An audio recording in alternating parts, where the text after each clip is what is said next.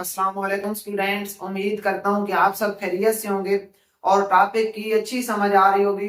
तो आज का हमारा टॉपिक है मेजर्स ऑफ डिस्पर्शन, जिसमें हम देखेंगे कि मेजर्स ऑफ डिस्पर्शन क्या हैं और commonly use measures of dispersion कौन कौन सी हैं और कैसे फाइंड की जाती हैं। तो सबसे पहले स्टार्ट करते हैं कि मेजर्स ऑफ डिस्पर्शन से क्या मुराद है। Measure of dispersion tells us how spread out or scattered the data is. Measures of dispersion हमें क्या बताती है कि डेटा कितना फैला हुआ है, कितना करीब है या कितना फैला हुआ है। ये होती है measures of dispersion. These values tells us whether the data values are close to the mean or far from the mean. In values के जरिए हमें क्या पता चलता है कि हमारी जो वैल्यूज हैं, जो डेटा है, वो मीन से करीब तर है या दूर दूर है। जैसे अब अगर मैं डेटा लेता हूं 2, 4, 6, 8, 10, ठीक है। अब इसमें देखें, हम जब इसमें मेजर ऑफ डिस्पर्शन फाइंड करेंगे तो हमारे पास जो वैल्यू आएगी उससे हमें पता चलेगा कि ये वैल्यूज इसकी निस्बत दूसरा डेटा अगर मैं लेता हूं, कौन सा, ये ले देता हूं 5, 10, 15, 25, 45।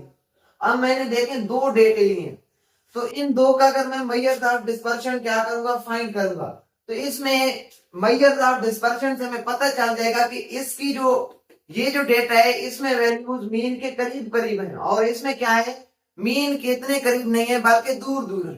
तो मेजर ऑफ डिस्पर्शन हमें क्या बताती हैं कि जो हमारे पास डेटा है वो मीन वैल्यू के करीब करीब है या दूर दूर है, मतलब डेटा कितना फैला हुआ है मीन से, ये कराती है मेजर्स ऑफ डिस्पर्शन। अच्छा, commonly use measures of dispersion कौन कौन सी हैं, फिर हमने ये मैंने कहा था देखेंगे। तो commonly use measures of dispersion हमारे पास कौन कौन सी हैं, एक है वेरिएंस और दूसरी है स्टैंडर्ड डेविएशन।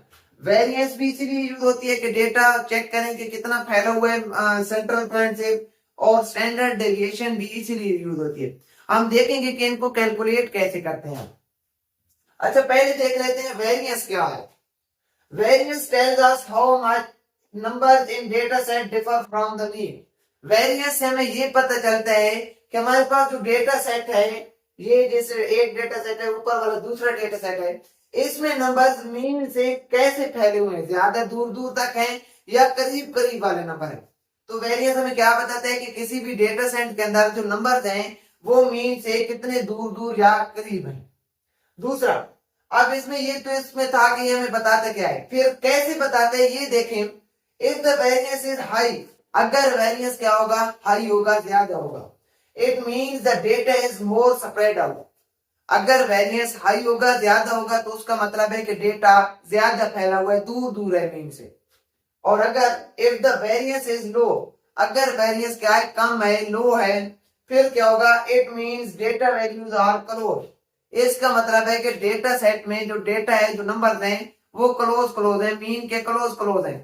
ठीक है, तो वेरिएंस से हमें ऐसे पता चलता है कि डेटा फैला हुआ है या क्लोज है। अगर वेरिएंस क्या, वैल्यू निकाले एक की आ रही है 100 और दूसरे एक डेटा है, उसके डेटा सेट है, उसकी वैल्यू वेरिएंस की क्या आ रही है 10, तो अब 100 वाला ज्यादा फैला हुआ होगा और जिस डेटा सेट की वेरिएंस की वैल्यू 10 आ रही है वो कम फैला हुआ होगा।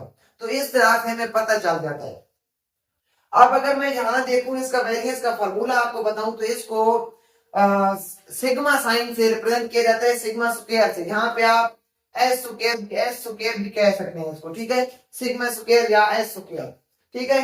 और ये इक्वल किसके होते हैं, आपके पास जो आपने निकालना है, क्या मीन निकालना है, उस डेटा सेट का फार्म करेंगे, ये आपके पास डेटा सेट है, इसका क्या निकालना है, मीन निकालना है, और उस मीन हर एक्स की वैल्यू से उसको माइनस करना है। क्या करना है, हर एक्स की वैल्यू से उसको माइनस करना है। फर्ज करें आपके पास मीन है 2, 4, 6, 8, 10 का कितना आता है, 5 वैल्यूज है, टोटल सम कितना हो रहा है 30 हो रहा है, सम कितना हो रहा है 30, 30 और 5 टोटल वैल्यू है, हमारे पास इसका मीन क्या आ रहा है 6 आ रहा है।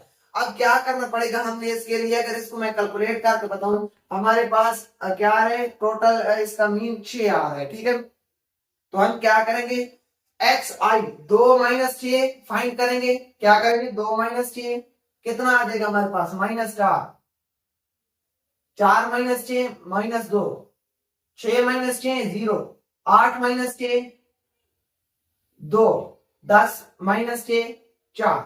अब देखें ये मैंने ये चीज फाइंड कर दी है और हमारे पास जो ये चीज बता रही है ये सिग्मा एक्स आई माइनस म्यू, म्यू के साइन से हम इस मीन को शो कर रहे हैं। इस डेटा का जो मीन आएगा जो आप मैंने निकाला था और 6 आया था, ठीक है। एक्स आई माइनस म्यू मैंने निकाल लिया, ठीक है, -4 -2 ये सारा है। अब उस सब को क्या करना है, जमा करना है, सॉरी उस सब का सम लेके जमा करना है। अब पहले तो मैंने क्या करना पड़ेगा, इसका सम निकालना पड़ेगा। इसका सम क्या, सॉरी स्क्वायर, इसका स्क्वायर 16, इसका 4, इसका 0, इसका 4, इसका 16, कितना हो जाएगा 4, ठीक है। इधर मैं कर लिखता जाऊं 16, 2 का स्क्वायर इधर 4, इधर 0, 4, 16। अब सिग्मा लगा हुआ है तो आपने इस जो जितने भी वैल्यूज आपके पास कैलकुलेट हो गई इन सबको क्या करना है, जमा कर लेना है। जमा करो इनको, 16 और 4 20, 16 और 4 20, कितनी हो गई 40 हो गए, 40 हो गया। अब 40 को आपने डिवाइड करना है किससे, इधर 1/n पर है तो आपने क्या कर देना है 40 डिवाइडेड बाय तादाद कितनी थी 5, जवाब क्या आ जाएगा आपके पास 8, ठीक है। अब 8 क्या बता रहा है कि छोटी वैल्यू है इसकी वेरिएंस की, तो मतलब कि डेटा इतना ज्यादा फैला हुआ नहीं है। क्या है, डेटा फैला हुआ नहीं है। अगर बात करें हम यहाँ पे निकालते 20 आ जाता है, 30 आ जाता है, तो उसका मतलब है कि इस डेटा की निस्बत इसका बात करें 15 आ जाता है, वो ज्यादा फैला हुआ है। तो जिसमें आपके पास वेरिएंस की वैल्यू ज्यादा आएगी मतलब डेटा ज्यादा फैला हुआ है, वेरिएंस की वैल्यू कम आएगी तो मतलब डेटा कम फैला हुआ है। तो ये आपके पास वेरिएंस का तरीका है। क्या तरीका है कि आपने पहले तो उस डेटा सेट का मीन निकालना है। जैसे इसका मैंने मीन निकाला, हमारे पास क्या आ गया 6 आया, ठीक है। उसके बाद आपने क्या करना है, उस मीन को एक्स की हर वैल्यू से माइनस करना है, इससे भी इससे भी इससे भी इससे भी इससे भी सब वैल्यू से माइनस करना है। जब सब वैल्यू से माइनस करोगे तो माइनस का जो रिजल्ट आएगा उन सब का आपने स्क्वायर ले लेना है। जैसे ये रिजल्ट आया था हमारे पास माइनस का, फिर उन सब वैल्यूज का मैंने क्या ले लिया, स्क्वायर ले लिया। असल में ये चीज टेबल बना के की जाती है, इधर जगह कम थी तो मैंने टेबल नहीं बनाई, जनरली आपको समझा रहा हूँ, टेबल आप बना लेंगे। पहले आपने जो माइनस निकाले इसको एक्स की हर वैल्यू से मीन को माइनस किया, फिर क्या किया उस माइनस का जो आपके पास जवाब आया सबका स्क्वायर ले लिया और सब वैल्यूज को जमा कर लिया। जमा करने के बाद तादाद पे डिवाइड कर लिया। ये आपके पास वेरिएंस फाइंड करने का क्या है, फार्मूला है, ठीक है। एस स्क्वायर से या सिग्मा स्क्वायर से इसको रिप्रेजेंट किया जाता है। अब हमारे पास अगला है स्टैंडर्ड डेविएशन। स्टैंडर्ड डेविएशन भी बिल्कुल इसी तरह आपको यही बताने के लिए कि डेटा कितना फैला हुआ है, इस्तेमाल होती है या कितना करीब है। फर्क क्या है, यहाँ पे इस साइड पे स्क्वायर है, उसमें हम इसको सिग्मा स्क्वायर से प्रेजेंट करते हैं, उसको सिग्मा से प्रेजेंट करते हैं। कैसे, दोनों साइडों पे स्क्वायर रूट ले लेंगे, इधर स्क्वायर रूट और स्क्वायर कैंसिल हो जाएंगे, उधर स्क्वायर रूट आ जाएगा, बस ये फर्क है, बाकी सेम है। मैं बता देता हूँ, standard deviation also tells us how much the numbers in a data set are spread out. जो हमारे पास स्टैंडर्ड डेविएशन होती है वो भी हमें यही बताती है कि किसी भी डेटा सेट के अंदर नंबर या डेटा कितना फैला हुआ है, कितना दूर दूर है या कितना करीब करीब है, ठीक है। कैसे, उसमें भी था कि अगर वेरिएंस की वैल्यू हाई होती है तो मतलब कि डेटा मोर स्प्रेडेड आउट है, डेटा ज्यादा फैला हुआ है। इसमें भी अगर स्टैंडर्ड डेविएशन की वैल्यू क्या है, हाई होगी तो डेटा ज्यादा फैला हुआ है, अगर स्टैंडर्ड डेविएशन की वैल्यू कम होगी तो डेटा थोड़ा फैला हुआ है। फार्मूला इसका मैंने लिख दिया है, उधर सेम उसी तरह है। इसमें सिग्मा स्क्वायर था, इसमें सिग्मा है और उस साइड पे हमने स्क्वायर रूट ले लिया है। इसके दोनों साइड पे स्क्वायर रूट अगर लें तो इधर स्क्वायर और स्क्वायर रूट कैंसिल हो जाएंगे, उस साइड पे स्क्वायर रूट ऊपर आ जाएगा। तो अब आपके पास जो जवाब आता है इसमें, उसका अगर आप स्क्वायर रूट ले लेंगे, ठीक है, तो वो आपके पास क्या आ जाता है, स्टैंडर्ड डेविएशन आ जाता है। हमारे पास क्या आया था, वेरिएंस का आंसर ये 8 आया था। अगर हम 8 का स्क्वायर रूट ले लें तो हमारे पास क्या आ जाएगा, स्टैंडर्ड डेविएशन आ जाएगा, ठीक है।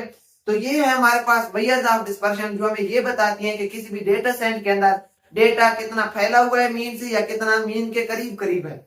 ये हमने पढ़ा, इसमें वेरिएंस होता है एक, और दूसरा क्या होता है स्टैंडर्ड डेविएशन, जिनको हमने डिटेल में पढ़ा कि कैसे हमें पता चलता है कि डेटा ज्यादा फैला हुआ है या डेटा ज्यादा करीब है मीन के, इनका फॉर्मूला क्या है, इसको कैलकुलेट कैसे करते हैं। उम्मीद करता हूं कि आपको लेक्चर की समझ आ गई होगी। अगर इसमें कोई क्वेश्चन हो तो कमेंट सेक्शन में जरूर पूछिए, और अगर लेक्चर पसंद आ रहे हैं तो दोस्तों के साथ जरूर शेयर कीजिए। अल्लाह हाफिज।